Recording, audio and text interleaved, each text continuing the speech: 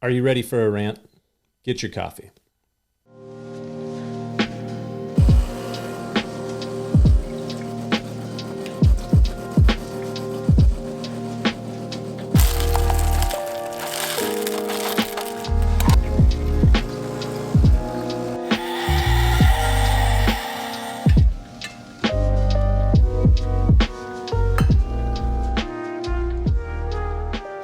Let me share with you one of my gripes.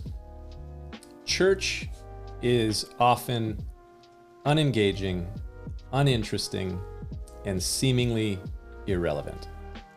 I'm sure that's not going to help me get subscribers, but if I'm being honest, that's what it is.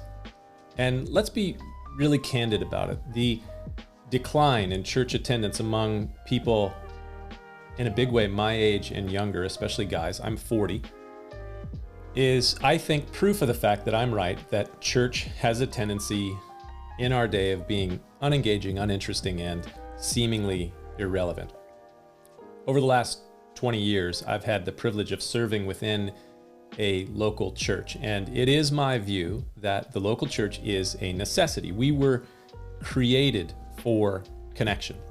We were created to live life in connection with God and with one another, and the church provides, I think, the best environment for these two things to be realized. But people, especially those in their teens and 20s and 30s, are disengaging from church, and they are deconverting from Christianity. They post their deconversion videos a lot of times on things like YouTube. Why is this happening? Because the church is often unengaging, uninteresting, and seemingly irrelevant. Now, how did it get like this? Well, it wasn't coronavirus. Coronavirus is just the latest accelerant for this great church departure that's been happening for the better part of the last 20 to 25 years.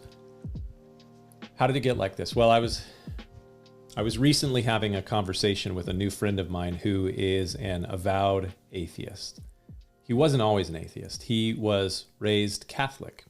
And his wife is still a devout Catholic. He is a couple of years older than me, and he was sharing with me that he decided when he was 40 to start doing martial arts, specifically Brazilian Jiu-Jitsu. He was 40 when he started doing that. And prior to doing Brazilian Jiu-Jitsu, he was really big into CrossFit, and I'm pretty sure he still did that. Now, I did martial arts for a lot of years. I have a black belt in Taekwondo. But I thought it was interesting that this guy started doing martial arts at 40. That's not your typical shift. I understand martial arts when you're a kid or maybe in your early 20s, but what moves a guy at 40 to start doing martial arts? And I had a hunch, so I thought I'd test it. And I said to my friend, "So you like podcasts?" He said, "Yeah." I said, "You probably listen to Joe Rogan." "Yep." "Sam Harris?" "Yep." I listed off a few more. Yep. This guy is involved in a community with Brazilian Jiu-Jitsu and before that CrossFit, and he religiously listens to hours of long-form instructive content each week. He is a part of a church. Not in the traditional sense, but it is a church if you look at the definition of the Greek word that is translated church in the New Testament.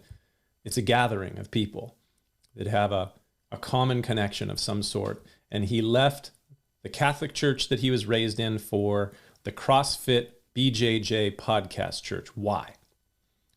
Because it was engaging and interesting and relevant. Of course, by this time, you might be thinking, how is this helpful to my coffee time today? What is the point of this rant? I have spent pretty much all of my adult life so far serving a local church. And I've spent a lot of time over the last 21 years observing the church in America. And I'm a Bible and theology guy. I'm sure that you can tell when you listen to the things that I'm talking about on here. And here's my issue with the church in America. And I'm talking primarily to the Bible-focused churches in America like mine. Most Bible-focused churches in America over the last 20 years have become progressively reformed in their theology. And they are pastored primarily by a bunch of seminary-trained Bible geeks who love theology. And I have no issue with people who love theology, because I love theology as well. And while they might know all the intricacies of theology, they have no idea what a rear naked choke or armbar is. And you may think, well, what's that got to do with anything? Well, it has to do with reaching people in our community. And these guys, they can wax eloquent about the grace of God that brings salvation appearing to all men. And they could spend months delving into the finer theological points of Aquinas and Luther and Calvin and Edwards on grace, but they haven't turned the corner toward the practical realities of what that grace is supposed to accomplish in our lives today, in the present time. Their theology is mostly good, but it's also mostly impractical. How can I say that? Because Paul's theology, the guy who originally penned a lot of the New Testament, moved people towards practicalities as he talked about the grace of God. And I'm reading this morning in Paul's letter to Titus, chapter 2, and he writes this: "For the grace of God that brings salvation has appeared to all men, teaching us that denying ungodliness and worldly lusts, we should live soberly, righteously, and godly in the present age, looking for the blessed hope and glorious appearing of our great God and Savior, Jesus Christ, who gave himself for us that he might redeem us from every lawless deed and purify for himself his own special people, zealous for good works." The church that I grew up in was overly focused on what Paul says there in that passage, the great glorious appearing of our great God and Savior, Jesus Christ. They were infatuated with eschatology, the end times. But the church that a lot of people today are disengaging from is overly focused on the theological underpinnings of every nuanced saying of the New Testament. They are leaving the church because, sure, it talks about these deep theological truths, but they don't see how those theological truths connect to their lives. And a lot of those people, they are disengaging from the church, but they're engaging with other forms of community and content that are calling them to a life of self-denial and self-discipline, to living soberly and righteously in an upstanding, good way. And the church doesn't seem to be talking to them about those things, even though the Bible has a lot to say to people about those things. It's fascinating to me that a lot of these guys that I grew up with, or people who are my age and a little bit younger who have left the church, they are being attracted to the teachings of Seneca and to the ideas of self-denial. And the church just isn't speaking to them and calling them to living in the present age.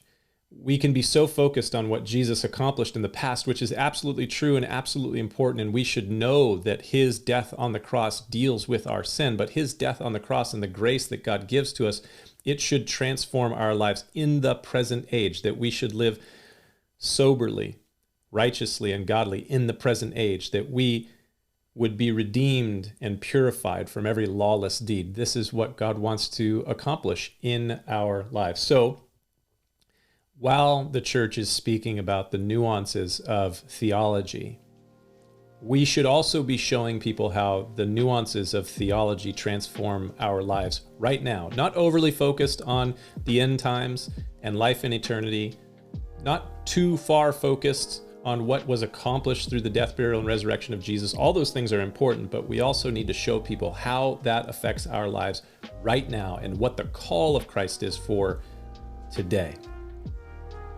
Well, that's something to think about as you have your coffee today. We'll see you next time.